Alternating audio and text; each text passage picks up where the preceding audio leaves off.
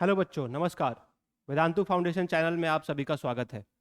मेरा नाम अश्वनी है और आप सभी को पता है मैं आपको मैथमेटिक्स पढ़ाने वाला हूँ। तो मैथमेटिक्स सीरीज में आज फाउंडेशन के शिखर सीरीज की पहली क्लास है। So we are going to start with the chapter real numbers. Real numbers बहुत ही इंपॉर्टेंट चैप्टर है आपके सीबीएसई बोर्ड एग्जामिनेशन के लिए, और ये एक इम्पॉर्टेंट पार्ट प्ले करता है आपके डिफरेंट मैथमेटिक्स के डिफरेंट चैप्टर्स के बेस को बनाने के लिए। तो इस चैप्टर्स को हम बहुत अच्छे से पढ़ने वाले हैं। आइए पहले इसके कंटेंट्स को देख लेते हैं एक बार। तो इस चैप्टर में बच्चों हम लोग पढ़ने वाले हैं, सबसे पहले we are going to learn about the basics of real numbers. Real number एक अम्ब्रेला टर्म है और इसके अंदर वेराइटी ऑफ नंबर्स आते हैं जो आप ऑलरेडी जूनियर क्लासेस में पढ़ चुके हैं। After that, we are going to discuss about Euclid's division lemma. Then we are going to cover Euclid's division algorithm. And finally, we'll wrap up this lecture of real numbers with the topic fundamental theorem of arithmetic. All right. तो चलिए start करते हैं ये chapter.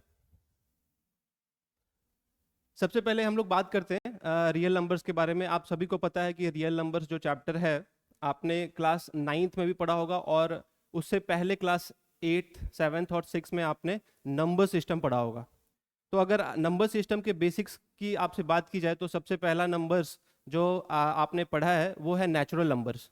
Then आपने पढ़ा whole number, उसके बाद आपने पढ़ा इंटीजर्स, इंटीजर्स के बाद आपने पढ़ा rational, irrational, and finally we are studying about real numbers. तो एक बहुत इंपॉर्टेंट चीज जो मैं आपको बताने जा रहा हूं कि रियल नंबर्स जो है वो एक अम्ब्रेला टर्म है, and we use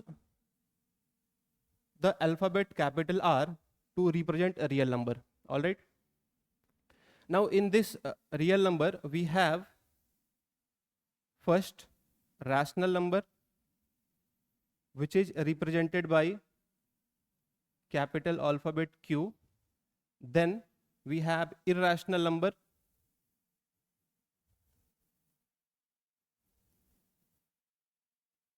which will be representing by Q dash. Then we can further characterize rational number as integers,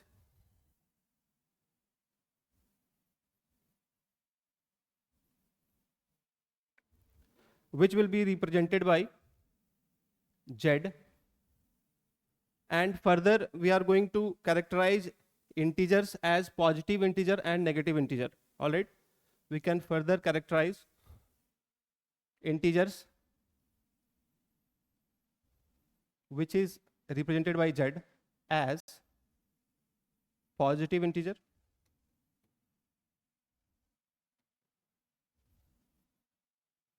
and negative integer.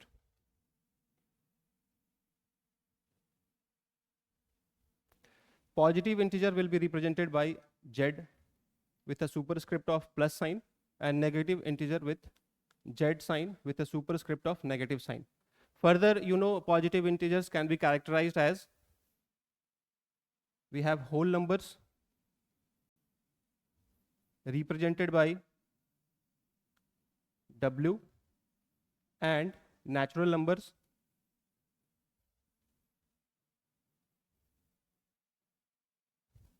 by capital N. Now, why we are discussing about these basics of number system? It is very important to make it very clear that real numbers all is an umbrella term, and it encapsulates all these basic numbers. Like real numbers के अंदर ही क्या क्या आ जाते हैं? Rational numbers, irrational numbers, then integers, integers के अंदर क्या क्या आ जाते हैं? We have positive integers, negative integers, and positive integers के अंदर आपके पास हैं whole numbers, then we have natural numbers. All right. Now आपने रैशनल नंबर्स के बारे में पढ़ा होगा क्लास 9th में, about rational numbers and irrational numbers. Rational numbers which are represented by Q. So I'll just talk about the decimal representation of rational numbers. Now when rational numbers, how do you define rational numbers? The numbers which can be written in the format of p by q, where p and q are integers and q is not equal to 0. It is termed as rational numbers. We already know in from class 8th and 9th. But when we convert a rational number into decimals, we know a rational number can be converted as a terminating decimal. जब भी आप एक rational number को decimal में convert करोगे तो दो चीजें हो सकती हैं, दो पॉसिबिलिटी है, या तो डेसिमल टर्मिनेटिंग होगा या decimal non terminating and recurring होगा. तो दूसरा जो केस है वो है non terminating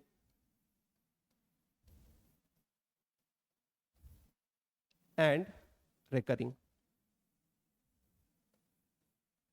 alright, now when we talk about irrational numbers and decimal representation of irrational numbers, the decimal representation of irrational numbers includes non-terminating and non-repeating decimals. For irrational numbers you can say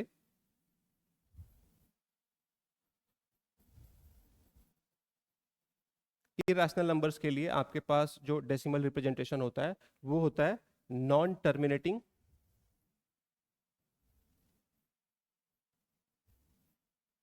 and non-repeating. All right.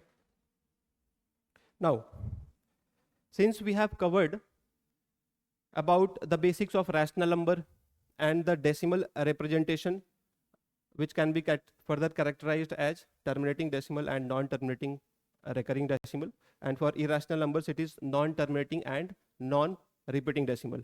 Now let us quickly jump to our first part of this real number chapter, and that is Euclid's division lemma. But बच्चों आपको मैं एक चीज बता देना चाहता हूँ कि क्लास 10th के बोर्ड सिलेबस से this portion is deleted. Okay, I will write it down, deleted from board portion. Okay,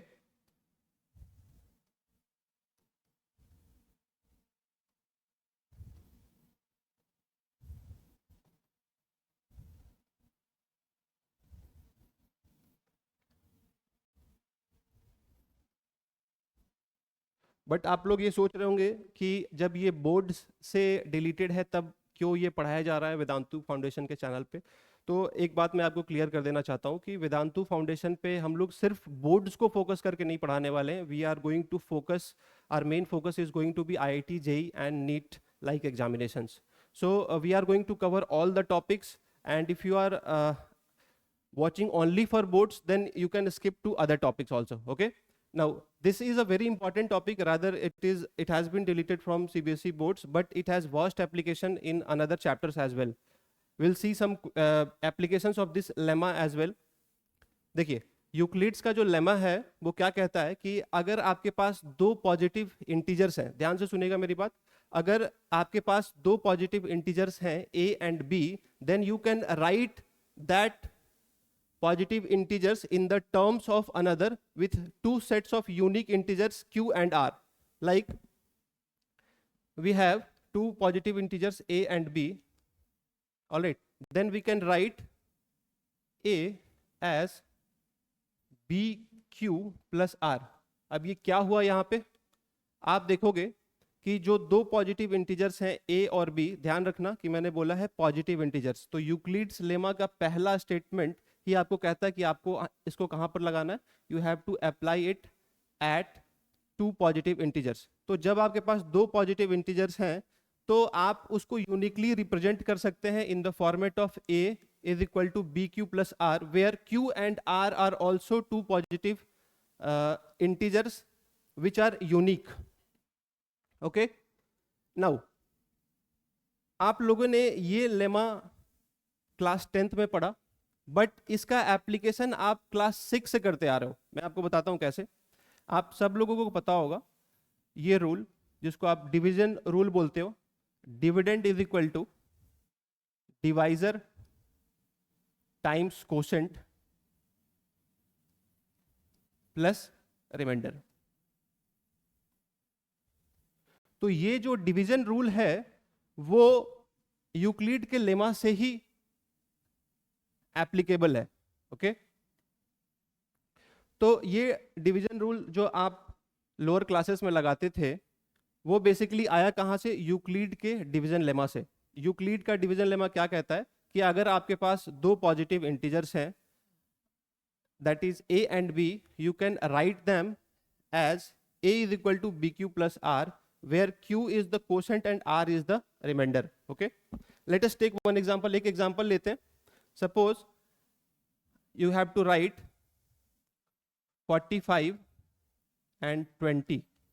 ये दो नंबर्स हैं और इस दो नंबर्स पे आपको यूक्लिड्स डिवीजन लेमा को सेट करना है. तो you can right 45 is equal to 20. Now tell me how many times we should multiply 20 to get nearby 45. Since this number is not completely divisible, you can say we can take 20 times 2, and what will be the remainder? Remainder will be 5. Now compare with the general form a is equal to bq plus r, where a is 45, b is 20. Now quotient is 2 and remainder is 5. So if we have any two positive integers, हमारे पास अगर कोई भी दो positive integers हैं, तो we can write that in the format of a is equal to bq plus r, जहां पर जो a है वो आपका bigger integer होगा और b जो है वो lower integer होगा. Then q will be the quotient and r will be the remainder. Now one more important point that I want to tell you here, that जब आप ये a is equal to bq plus r यहाँ पर apply करोगे, then जो r that is remainder, उसकी जो value है वो कहां से कहां तक लाई करेगी? वो लाई करेगी 0 से लेकर जो आपका डिवाइजर है, that is the smaller integer, that will be b. This is the first important point और first important take away from Euclid's division lemma. जब आप ये लेमा को अप्लाई करते हो किसी भी दो पॉजिटिव इंटीजर्स में, तो जो रिमाइंडर की वैल्यू है वो कहां से कहां तक लाई कर सकती है? वो लाई कर सकती है 0 से लेकर जो आपका डिवाइजर है वहां तक. b is the divisor. Okay, now one more important thing, जो रिमाइंडर है वो 0 हो सकता है but it will be less than the divisor. We can also write this r as 0 to like this. I hope it is clear to all of you. All right, now let's see some applications of this Euclid's lemma in some of the questions.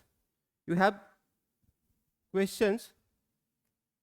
First question is 75 is equal to 9q plus r. यहाँ पर आपको q और r की value बतानी है based on Euclid's lemma. So 75 is the value of a, 9 is the value of b, and you have to find the value of q. So we can write 75 is equal to 9 times how much to get nearby to 75? 9 times 8, and remainder in that case will be 3. So the value that we are searching, quotient is 8 and remainder is 3. Similarly, for the next question, you can apply 83, which is the dividend, 17, which is the divisor. So 17 times 4 is 68 plus 15. So quotient here is 4 and remainder is 15. All right. Now pay attention here. We are going to drive a very important concept related to the quotient. Okay. For third question, we have 90 as the dividend, 15 as the divisor. So 15 times 6 is 90, where remainder is going to be 0. So quotient here is 6, remainder here is 0. You can clearly see, since 90 is a multiple of 15, definitely remainder is going to be 0. Now, if you pay attention to the fourth one, fourth number जो question है उसमें अगर आप ध्यान से देखो तो जो डिविडेंड है वो 24 है, डिवाइजर है वो 31 है. क्या आप बता सकते हैं कि आप डिविडेंड जो 24 है उसको 31 से डिवाइड कर पाओगे? नहीं कर पाओगे. क्यों? क्योंकि यूक्लिड लेमा में सबसे पहले आपने क्या देखा, अगर दो इंटीजर्स के लिए आप ये रूल लगा रहे हो a is equal to B Q plus R, तो पहला ही कंडीशन कहता है कि a should be greater than b, that is dividend should be greater than divisor, तभी आपका डिवीजन पॉसिबल है. It means you can say 24 is equal to, तो यहाँ पे लिखेंगे क्या Q के प्लेस पे 31 टाइम्स 0। आप डिवाइड ही नहीं कर पाओगे तो क्वोशंट ही नहीं आएगा, तो रिमाइंडर में क्या बचेगा, जो पूरा का पूरा नंबर है वही बच जाएगा। तो Q is 0 and remainder is 24। अब याद करो जो हमने पढ़ा था रिमाइंडर के बारे में। रिमाइंडर का क्या कंडीशन था, रिमाइंडर कहां से कहां तक हो सकता है, 0 से लेकर डिवाइजर तक। आप यहां पर देखो इन चारों क्वेश्चंस के सॉल्यूशंस में वी आर गेटिंग 0। ओके, जब डिविडेंड अगर मल्टीपल होगा डिवाइजर का तो रिमाइंडर 0 आना है, कंप्लीटली डिवाइड होगा तो रिमाइंडर 0 आना है। बाकी केसेस में जब डिवाइड नहीं होगा यानी डिविडेंड जो है वो डिवाइजर का मल्टीपल नहीं होगा तो रिमाइंडर जो है वो इन दो एक्सट्रीम्स के बीच में लाई करेगा। Okay, and the last one tells us that the quotient can be 0। कब 0 हो सकता है, जब डिविडेंड छोटा है, when a is less than b, उस केस में जो आपका क्वोशंट है वो 0 होगा और रिमाइंडर वो पूरा का पूरा नंबर बन जाएगा। Is it clear to all of you? देखिए आप जब ये वीडियो को देख रहे हैं तो I want all of you to make a proper notes. Okay, note making is a important habit. जब आप क्वेश्चंस को खुद से बनाओगे then you will be able to find out where are the mistakes that you are making while solving the question. It is very important for a mathematics as well as other subjects also. तो जब आप पढ़ रहे हो तो pause the video and make a proper note, and whenever a question comes try to solve the question on your own. All right, and if you are facing any doubt at any point of time in any topic in any subject at Vedantu Foundation channel, you can just comment on that video and our expert teachers will get back to you on the chat. All right, now let's move on to our next topic. Now, Euclid's division algorithm is, first of all, let us discuss about what is algorithm. आपने ये word कहीं ना कहीं सुना होगा, mostly if you have taken computer in your 10th board subject, then you know algorithm is a step-by-step process to solve any problem. Okay, so Euclid's division algorithm is also a step-by-step process to solve a problem. And what problem we are dealing here? कौन से problem को solve करने के लिए Euclid's division algorithm आप apply करते हो, वो है HCF या greatest common divisor। जब भी आपको HCF या greatest common divisor को calculate करना है, then we have an algorithm which is known as Euclid's division algorithm. तो कैसे अप्लाई करते हैं Euclid's division algorithm to find out HCF? Let us see that. तो सबसे पहले हमारा जो दो कंडीशन है यूक्लिड्स डिवीजन एल्गोरिदम, आप जब HCF निकालने के लिए अप्लाई करोगे तो you have to positive integers.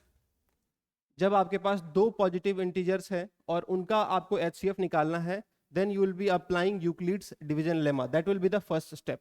Okay, आपको एग्जांपल से आपको मैं बताता हूं कि कैसे आप यूक्लिड्स डिवीजन एल्गोरिदम के थ्रू दो पॉजिटिव इंटीजर्स का HCF निकाल सकते हो। ठीक है, हमारा जो दो नंबर्स है वो है a is equal to 38 and b is equal to 6, और इसका आपको HCF निकालना है। मैंने क्या बोला कि दो पॉजिटिव इंटीजर्स अगर आपके पास हैं और उसका HCF निकालना है, then the first step is Euclid's division lemma.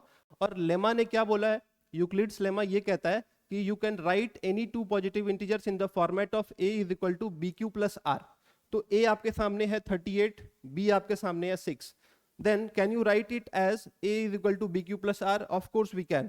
So we'll write 38 is equal to 6. Now can you tell me how many times should we take so that to reach nearby this number? We can say the quotient will be 6 and the remainder in that case will be 2. Now this is the first step. We have applied the Euclid's lemma and that is the first step in the algorithm as well, to find out the HCF for two positive integers. Okay, now क्या यहाँ पे HCF निकल गया? नहीं, यहाँ पर HCF नहीं निकला, आपने पहला स्टेप लगाया है। उसके बाद आपको क्या करना है, इस प्रोसेस को रिपीट करना है। ध्यान से देखिएगा, जो सेकंड स्टेप है वो बहुत इंपॉर्टेंट है। जो आपका डिवाइजर है, this is the divisor and this is the dividend. I will write it out, this is the dividend and this is the divisor. Now this divisor is going to become the dividend. आपको divisor को अब dividend बनाना है next step में। उसके बाद जो आपका reminder है, उस रिमाइंडर को अब आपको बनाना है divisor. All right. Now, at the place of dividend we have 6, and at the place of divide we have 2.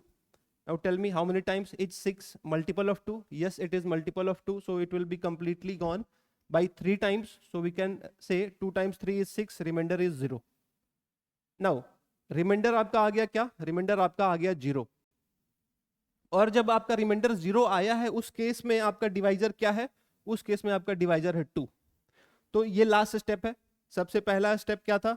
आपको दो नंबर्स, दो पॉजिटिव इंटीजर्स मिले और आपको उसका एचसीएफ निकालना है. तो आपको यूक्लिड का लेमा उसमें अप्लाई करना है. मतलब a is equal to B Q plus R के फॉर्मेट में आपको वहां पर उन दोनों नंबर्स को रिप्रेजेंट करना है. उसके बाद आप जब उस नंबर को रिप्रेजेंट करोगे देन डिवाइजर आपको लेकर आना है डिविडेंड के प्लेस पे और रिमाइंडर को डिवाइजर के प्लेस पे. तो लास्ट स्टेप आपका कब होगा? जब आपका रिमाइंडर 0 आ जाएगा वो स्टेप आपका लास्ट होगा. और जब आपका रिमाइंडर 0 आ जाएगा उस केस में जो डिवाइजर होगा वही आपका एचसीएफ होगा. Is it clear? फिर से रिपीट करता हूं स्टेटमेंट में. जब आपके लास्ट स्टेप में रिमाइंडर 0 आ जाए और जो डिवाइजर हो उस स्टेप में वही आपका क्या है? एचसीएफ. तो वी कैन से एचसीएफ और greatest common divisor of 38 and 6 यहां पर क्या हो जाएगा? 2. Is it clear to all of you? क्या ये सबको क्लियर है? यहां पर 38 और 6 का जो एचसीएफ है using Euclid's division algorithm it is going to be 2. All right, moving on to the next question.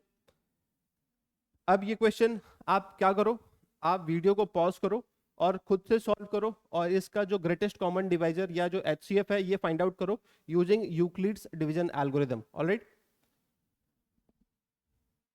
a is 20 and b is 8, so we can write 20 as 8 times 2 plus remainder is going to be 4. तो first step हमने क्या किया? हमने पहले step में जो दो positive integers हमें दिए गए थे उसको हमने a is equal to B Q plus R के फॉर्मेट में लिखा. Then we are going to make the divisor as the next dividend, then the remainder as the next divisor. Now 8 is the multiple of 4, so 4 times 2 is 8, remainder is 0. जब आपका last step में reminder 0 आ जाए उसी step में जो divisor है वो आपका क्या बन जाएगा? HCF. सो इस स्टेप में डिवाइजर क्या है? 4. So you can say HCF of or greatest common divisor of 20,8 is 4. All right. Now, I hope this Euclid's division algorithm is clear to all of you. You can apply this Euclid's division algorithm to calculate HCF. Okay?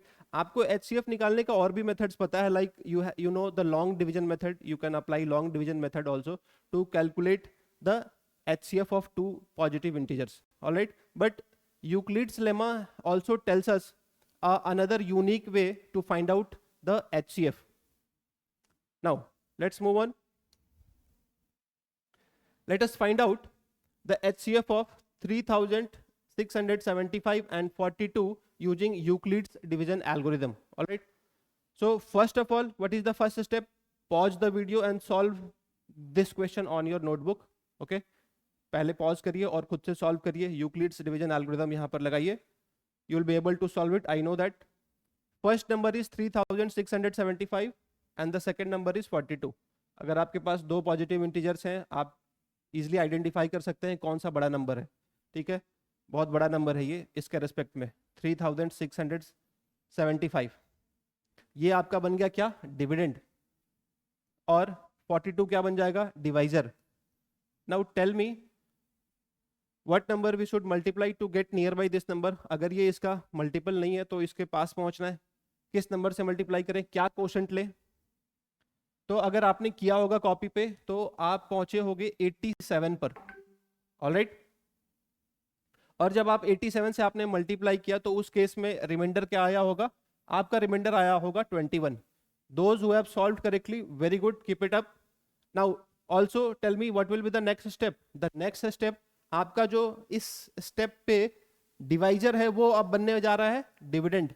और इस step पे जो reminder है वो बनने जा रहा है divisor. Now move 42 at the place of dividend and 21 at the place of divisor. All right, then we can easily see 42 is a multiple of 21. 42 क्या है? 21 का multiple है. So 21 times 2 is 42 and remainder is 0. और जिस step पे आपका reminder 0 आ जाए, उस स्टेप पे जो आपका डिवाइजर होगा वही क्या होने वाला है आपका, वही बनने जा रहा है आपका HCF या greatest common divisor. HCF of 3675 and 42 is 21. अच्छा बच्चों, आपने एक चीज नोटिस की होगी कि ये जो स्टेप हम लोग यूक्लिड्स डिवीजन एल्गोरिदम से लगाकर दो पॉजिटिव इंटीजर्स का HCF निकालते हैं, और अगर आपको याद है लॉन्ग डिवीजन मेथड, तो लॉन्ग डिवीजन मेथड में भी हम लोग यही प्रोसेस फॉलो करते हैं.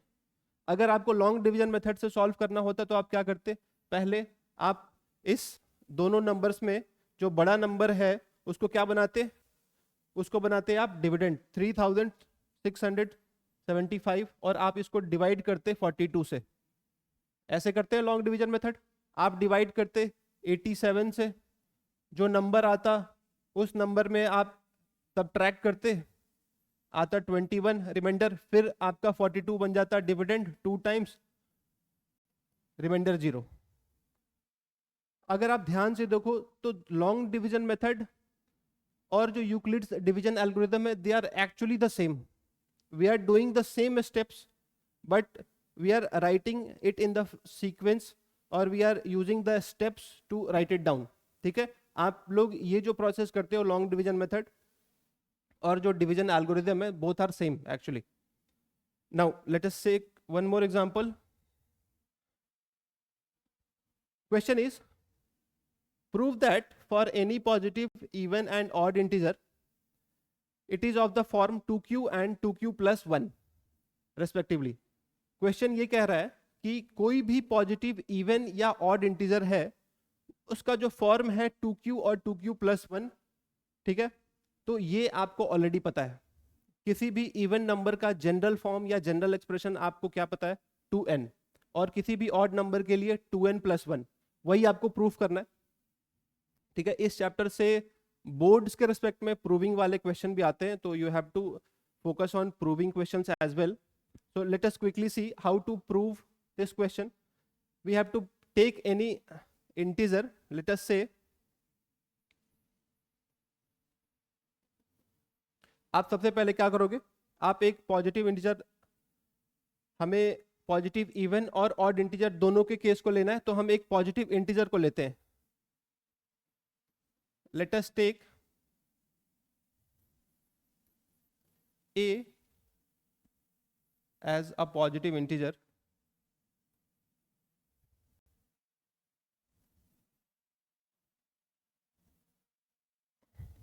such that it is divided by 2. हमने क्या किया? हमने एक पॉजिटिव इंटीजर को अज्यूम किया, और वो पॉजिटिव इंटीजर कौन सा है? a. इस पॉजिटिव इंटीजर को हम क्या करने वाले हैं? हम इसको 2 से डिवाइड करने वाले हैं. अभी आप थोड़ी देर पहले हमसे डिस्कस कर रहे थे कि यूक्लिड्स डिवीजन लेमा का एप्लीकेशन क्या है. सिर्फ यूक्लिड्स डिवीजन लेमा का एप्लीकेशन HCF निकालना नहीं है. यूक्लिड्स डिवीजन लेमा का application to prove these type of questions. It is very important. These type of questions are very important for competition such as NMTC and NTSC examinations. All right, so you can see there are lot of applications of Euclid's division lemma and algorithm. We have taken a as a positive integer and we are going to divide it by 2. now आपके पास Euclid's division lemma को apply करने का यहाँ पे opportunity है. a एक integer है, उसको आप डिवाइड कर रहे हो 2 से, तो a आपका डिविडेंड है और 2 आपका क्या है? डिवाइजर है. तो आपके पास डिविडेंड है और डिवाइजर है, दो पॉजिटिव इंटीजर्स हैं, और दो पॉजिटिव इंटीजर्स में हम क्या लगा सकते हैं? Euclid's division lemma. कैसे लगाओगे? a is equal to B Q plus R के फॉर्मेट में. तो a आपका है dividend and 2 is the divisor. Let us say q is the quotient and r is the remainder. हमने क्या किया? a जो हमारा डिविडेंड है उसको 2 से डिवाइड किया, हमने अज्यूम किया Q is the quotient and R is the remainder. Now Euclid's lemma also tells us that the value of R or remainder is going to lie between 0 and the divisor itself. And what is the divisor? 2. यहां पर अगर आप थोड़ी सी ध्यान लगाओगे तो आपको ये समझ में आएगा कि रिमाइंडर की जो वैल्यू है वो कहां से कहां तक लाई कर सकती है, इंक्लूडिंग 0 अप टू 2. 0 को लेकर लेस देन 2, यानी कौन कौन सी R की पॉसिबल वैल्यू है? 0 हो सकती है, 1 हो सकती है, लेकिन 2 नहीं हो सकता. 2 से छोटा रखना है. तो R की पॉसिबल वैल्यूज, R तो 0 हो सकता है और R 1 हो सकता है. तो जब R 0 और R 1 हो सकता है तो let us put the value of R 0 and 1 in the lemma itself. So जब R 0 है तो A की वैल्यू क्या हो जाएगी? A is equal to 2Q. जो आपका पॉजिटिव इंटीजर आपने अज्यूम किया है वो किस फॉर्म में आ गया? 2Q के फॉर्म में आ गया. और जब R 1 है तो जो पॉजिटिव इंटीजर है वो किस फॉर्म में आ गया? वो आ गया 2Q प्लस 1 के फॉर्म में आ गया. और जब पॉजिटिव इंटीजर 2Q के फॉर्म में होता है तो 2 उस इंटीजर को क्या बना देगा? उसको बना देगा इवन. और 2Q तो पता है कि आपको इवन है, और इवन में 1 ऐड कर दिए तो क्या बन गया? वो ऑड. तो A is equal to 2Q plus 1 किसको बता रहा है? ऑड इंटीजर को. और ये 2Q किसको बता रहा है? इवन इंटीजर को. तो अगर आपके पास कोई भी पॉजिटिव इंटीजर है उसको आप किस फॉर्मेट में लिख सकते हो? 2Q और 2Q plus 1. And this is the proof. Very simple proof. आपको करना ही कुछ नहीं था. इसमें क्या करना था? एक पॉजिटिव इंटीजर A है जिसको आपने अज्यूम किया, उसको आपने डिवाइड किया 2 से. 2 से डिवाइड करने के बाद उसमें आपने लगाया यूक्लिड का लेमा. लेमा लगाते ही आपको R की 2 वैल्यू मिली, एक 0 और दूसरा 1. और उस वैल्यू को जब आपने पुट किया A is equal to 2Q plus R में, तो दो केस में आपको 2 वैल्यू मिली, A is equal to 2Q और दूसरा A is equal to 2Q plus 1. जो A इक्वल टू 2Q है वो आपको बता रहा है इवन इंटीजर, और जो A is equal to 2Q plus 1 है वो बता रहा है आपको ऑड इंटीजर. तो आई होप ये क्वेश्चन आपको क्लियर हो गया होगा. पॉज करके आपको नोट्स भी बनाते चलना है. Alright, let's move on to the next question.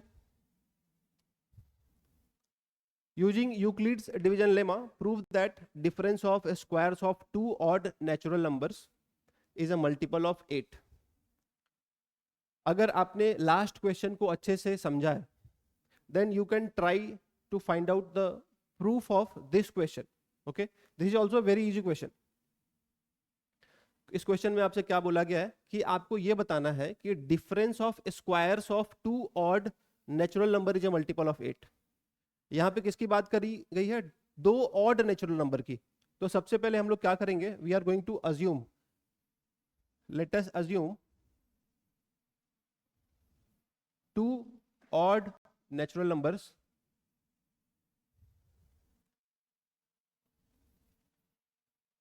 As m and n. हमने क्या किया? हमने 2 ऑड नेचुरल नंबर्स को एज्यूम किया. कौन कौन सा? एक m है और दूसरा क्या है? n है. क्वेश्चन में हमसे क्या कह रहा है कि आपको ये प्रूफ करना है कि दो ऑड नेचुरल नंबर्स के स्क्वायर्स का जो डिफरेंस है वो किसका मल्टीपल है? वो 8 का मल्टीपल है. ठीक है, तो हमने सबसे पहले क्या किया? 2 ऑड नेचुरल नंबर को अज्यूम किया. अब आपने पिछले क्वेश्चन में ये पढ़ा है कि ऑड नेचुरल नंबर जो पॉजिटिव है उसको कैसे रिप्रेजेंट करते हैं? याद करिए, नोट्स को दोबारा देखिए. 2Q plus 1 odd natural number को, और इवन को 2Q. हमने जस्ट पिछले क्वेश्चन में किया. तो हमने 2 ऑड नेचुरल नंबर लिए m और n. क्या इसको मैं m को 2p प्लस 1 लिख सकता हूं क्योंकि ये ऑड है, और n को 2Q प्लस 1 लिख सकते हैं क्योंकि m और n different odd natural numbers हमने एज्यूम किए हैं. इसीलिए m को मैंने इस फॉर्मेट में लिया 2p प्लस 1 और q को n को 2Q plus 1, where p and q are integers. ठीक है, next part question is saying find out the difference of squares. यानी हमें फाइंड आउट करना है m square minus n square. m क्या था? ऑड नेचुरल नंबर, और n क्या था? Odd natural number. इनका difference. Now put the values. m आपने क्या अज्यूम किया? 2p प्लस 1 का square and n as 2Q plus 1 का square. Now the question is almost solve. आपने क्या किया? m स्क्वायर और n स्क्वायर के जगह पे आपने m और n की वैल्यू पुट करी. नाउ वी हैव the equation in the format of a square minus b square. We can write a plus b and a minus b. At the place of a we have 2p plus 1, at the place of b we have 2q plus 1. So we can say a plus b as 2p plus 1 plus 2q plus 1. All right, and a minus b के place पे हम क्या कह सकते हैं, 2p plus 1 minus 2q minus 1. Now tell me, here 1 is going to be cancelled out, and here we have 2p plus 2q plus 2, and here we have 2p plus 2q. अब बच्चा एक काम कर सकता है बहुत इजीली, कॉमन बाहर निकाल सकता है. ठीक है, कॉमन बाहर निकालते हैं. Just one moment. ऑलराइट, यहां से आप क्या कॉमन ले सकते हो? You can take 2 as common and you will be remaining with p plus q plus 1, and here also you can take 2 as common and p plus q is remaining inside the bracket. All right, so overall you can say we have 4 p plus q plus 1 and 2 p minus q. All right,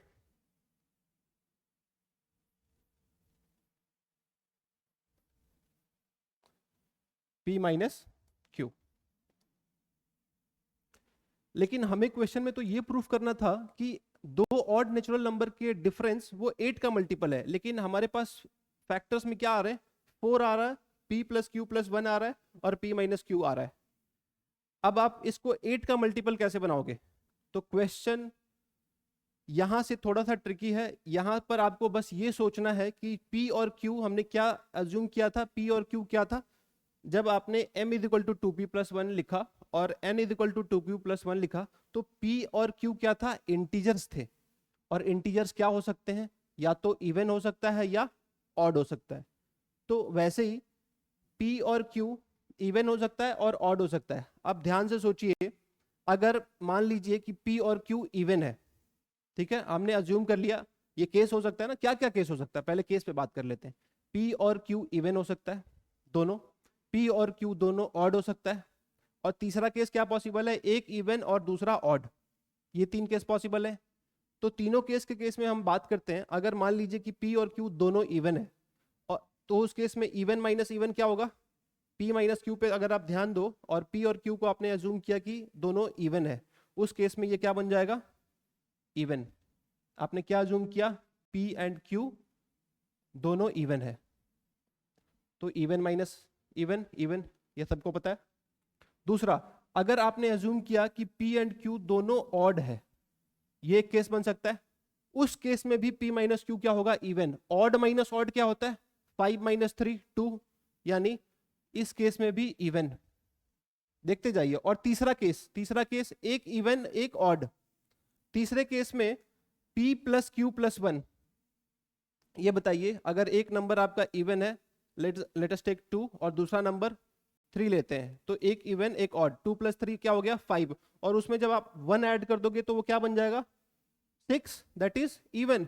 यानी तीसरे case में जब either p and q are odd और even, उस case में ये वाला क्या बन जाएगा, इवन. तो तीनों पॉसिबल केसेस में आपका एक फैक्टर इवन बन रहा है, और इवन को आप किस में लिखते हो, 2q के फॉर्म पे. 2 से मल्टीप्लाई होते ही ये किसका मल्टीपल बन जाएगा, 8. समझ में आया सभी को? यहां तक आई होप सभी को क्लियर. 4 जो फैक्टर आया, p प्लस क्यू प्लस 1 जो फैक्टर आया, और p माइनस क्यू फैक्टर आया. इसके बाद आपने क्या किया, p और q के पॉसिबल केसेस को एनालाइज किया, और तीनों केस में हमने ये पाया, जो 3 केस थे, या तो p और q इवन हो सकता है, या तो p और q ऑड हो सकता है, या आखिरी केस p और q इवन या ऑड आइदर हो सकता है. तो तीनों केस में कोई एक फैक्टर हमें क्या देने वाला है, इवन. और उस केस में 4 जो है इवन के साथ मल्टीप्लाई होके वो क्या बन जाएगा, 8 का multiple. I hope it is clear to all of you. अगर क्लियर नहीं है पॉज करिए, बैक करिए और दोबारा देखिए, क्लियर हो जाएगा. Let us take one more question, and this is a word problem based on application of Euclid's division lemma. Alright, एक बार सभी लोग क्या करो, वीडियो को पॉज करो और क्वेश्चन को पढ़ो अच्छे से। क्वेश्चन क्या कह रहा है? A trader has 612 Dettol soaps and 342 pair soaps. He packed them in boxes and each box contains exactly one type of soap. If every box contains the same number of soaps, then find the number of soaps in each box such that the number of boxes is the least. जो trader है उसके पास दो type के soaps हैं, एक है Dettol soaps, उसका number है 612, और पेयर सोप्स, उसका नंबर है 342। अब उसको क्या करना है, उस ट्रेडर को, उसको इन दोनों सोप्स को बॉक्सेस में पैक करना है। सपोज ऐसे बॉक्सेस हैं, ठीक है, इन बॉक्सेस में ट्रेडर को दोनों सोप्स को पैक करना है। आपको नहीं पता कि कितने बॉक्स हैं, let us say they are n number of boxes, लेकिन हर एक बॉक्स में क्या कह रहा है कि हर एक बॉक्स में आपको वन टाइप ऑफ सोप को ही पैक करना है। अगर आप इसमें डेटॉल रख रहे हो तो डेटॉल ही रखना है, अगर आप इसमें पियर्स रख रहे हो तो पियर्स ही रखना है, ठीक है। दूसरा प्रॉब्लम, पहला प्रॉब्लम क्या था कि हमें ये नहीं पता है नंबर ऑफ बॉक्सेस, ये हमें नहीं पता है, हमें नंबर ऑफ बॉक्सेस नहीं पता, ठीक है। Number of soaps in each boxes भी नहीं पता, number of soaps in each box ये भी नहीं पता।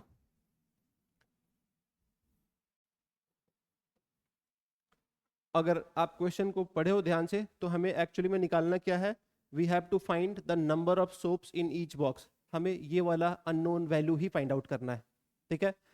तो कैसे फाइंड आउट करेंगे? Very simple, Euclid's division lemma. हमें क्या पता है? हमें पता है 612 डेटॉल सोप्स हैं और 342 पेयर सोप्स हैं, और उनको बॉक्सेस में पैक करना है, इस तरीके से पैक करना है कि जो नंबर ऑफ बॉक्स, जो बॉक्स की लागत है वो सबसे कम है, लीस्ट है, जो बॉक्स की लागत है वो सबसे कम है, लीस्ट है। और जब आप बॉक्सेस में सोप्स को रखोगे तो जो सोप्स का नंबर है वो भी इक्वल होने वाला है। इससे ऐसे केसेस में आपको सिंपली क्या करना है, you have to apply the Euclid's division lemma and get the HCF, okay. So हमारा जो दो नंबर्स है ये है 612 Dettol soaps and 342 Pears soaps. तो हम क्या करेंगे, हम फाइंड आउट करेंगे इन दोनों नंबर्स का HCF। 612 is the bigger number, so we are going to take it as dividend and 342 as the divisor. Now tell me what number we should multiply. किस number से मल्टीप्लाई करें बताइए? We can multiply it by 1 and what is going to be the remainder? The remainder is going to be 270. Then 342 जो है वो क्या बन जाएगा आपका? ये बन जाएगा आपका डिविडेंड, जो आपने अभी जस्ट सीखा यूक्लिड डिवीजन लेमा के स्टेप्स में। देन 270 जो आपके पिछले स्टेप में रिमाइंडर था वो अब बन जाएगा क्या? Divisor. Again we are going to take quotient as 1 and what will be the remainder बताइए? 72। Very good. Now this 270 is going to be dividend and this 72 as your divisor.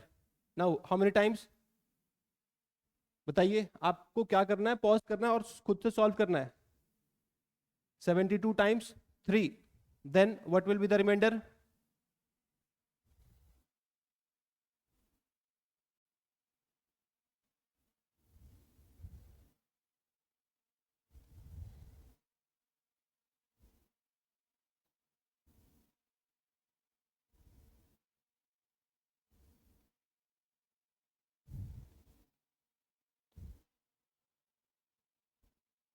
All right.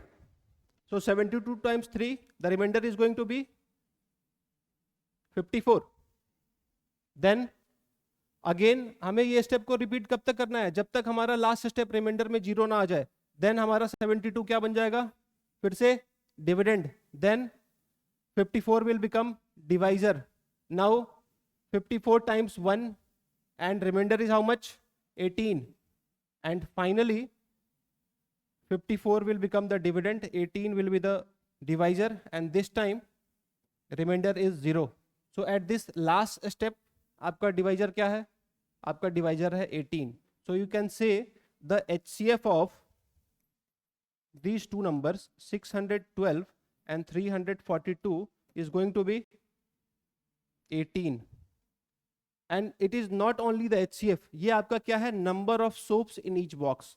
This 18 is your number of soaps in each box. तो इस question में जो आपका एक unknown था वो आपने कैलकुलेट कर लिया, एक अननोन और रह गया. हालांकि ये आपसे क्वेश्चन में पूछा नहीं गया, but I will give you as a homework. आपको ये फाइंड आउट करना है कि इस क्वेश्चन में नंबर ऑफ बॉक्सेस कितने होंगे.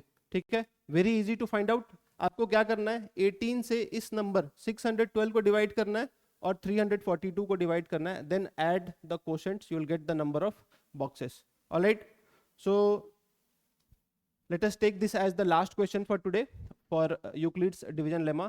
Next class में we'll continue with fundamental theorem of arithmetic. All right, आपको क्या करना है, आपको इस चैनल को लाइक और सब्सक्राइब करना है. ठीक है, अपने दोस्तों के साथ शेयर करिए. जो क्वेश्चंस आज आपने सीखा, वीडियो में देखा, उसको नोट करिए, क्वेश्चन को प्रैक्टिस करिए और बुक्स को जरूर बनाइए. बहुत बच्चे हमसे बुक्स के बारे में पूछते हैं कि किस बुक्स को हमें फॉलो करना चाहिए. अगर आप बोर्ड्स की बात करें तो 2 बुक्स आपके लिए एनफ है. One is NCERT, alright, and the other one you can take R S. Agarwal or you can take R D. Sharma. ठीक है, ये 2 बुक रखना है आपको, एनसीईआरटी या आर.एस. अग्रवाल और एनसीईआरटी और RD. Sharma. These 2 books are enough for board examination. But if you are preparing for NMTC and NTSC examinations, then you have to also see the previous year questions of NMTC and NTSC. उसके बिना ये possible नहीं है, because in NMTC examination there are some topics like combinatorics is there. वो topic class 11th का है. तो उन सारे topics जो आपके बोर्ड में नहीं है और जो NMTC या other competitive exams में आ रहे हैं, उसके लिए stay on the channel. We are going to also cover those topics for competitive examinations such as NMTC and NTSC. All right, so thank you very much for joining our session. I'll hope you enjoy this video and you got to learn something from this lecture. We'll meet again in our next lecture. You have to do one thing, please like and subscribe our channel. Do comment on our chat box. जो भी आपका doubt है आप comment करिए और share जरूर करिए. धन्यवाद, फिर मिलते हैं नेक्स्ट क्लास में. Thank you.